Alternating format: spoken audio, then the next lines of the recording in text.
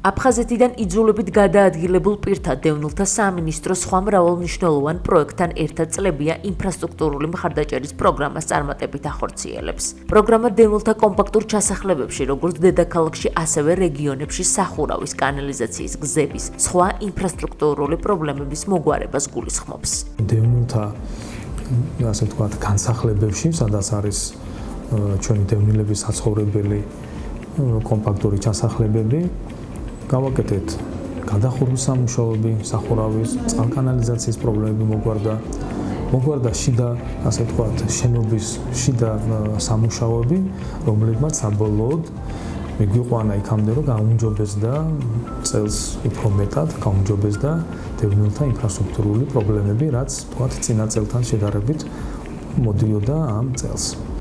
გასულ წლებთან შედარებით პროგრამამ მასშტაბური სახე მიიღო. აფხაზეთის დევნილთა სამინისტრომ დედაქალაქსა და რეგიონებში კონკრეტული სამუშაოების განხორციელებაში აქტიური მხარდაჭერა მიიღო როგორც დევნილთა სააგენტოსაგან, ასევე მუნიციპალიტეტებისაგან. პროგრამის ფარგლებში გაიმართა მასშტაბური შეხვედრები აფხაზეთის დევნილთა სამინისტროს, დევნილთა სააგენტოს, მუნიციპალიტეტის წარმომადგენლებსა და ამხანაგობის თავმჯდომარეებს შორის, რომელზეც დევნილთა კომპაქტურ ჩასახლებებში არსებული პრობლემები განიხილეს. სიამაყედ შეიძლება ითქვას, რომ უამრავი მიმართულებით გარღვევა განხორციელდა ამ წლის განმავლობაში.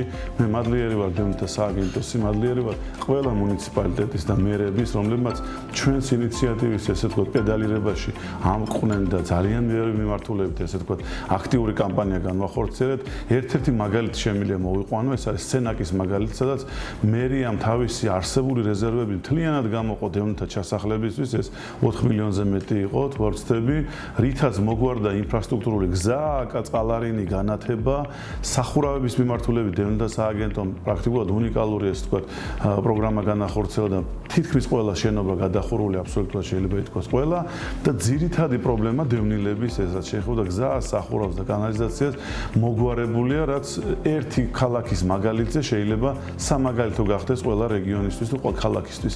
თბილისში დევნილთა ერთ-ერთ კომპაქტურ ჩასახლებაში, რომელიც გლდანში მდებარეობს, სარეაბილიტაციო სამუშაო ჩაუტარდა სახურავს, რომლის რეაბილიტაციას ერთდროულად აფხაზეთის დევნილთა სამინისტრომ და გლდანის გამგეობამ განახორციელეს. მაყოფილები ვართ და მადლიერებას გამოვხატავთ ამის გამო. გარდა ამისა, დავით ფაცაცია თვითონ იყო თავის გუნდთან ერთად მოსული, მოსახლეობას გაესაუბრა სხვადასხვა საჭირბოროტო საკითხებზე. თქვენ თვითონაც ხედავთ, რომ გარე ფასადი არ არის კარგად არ გამოიყურება და ამაზეც გვითხრა, რომ დაგვეხმარებოდა.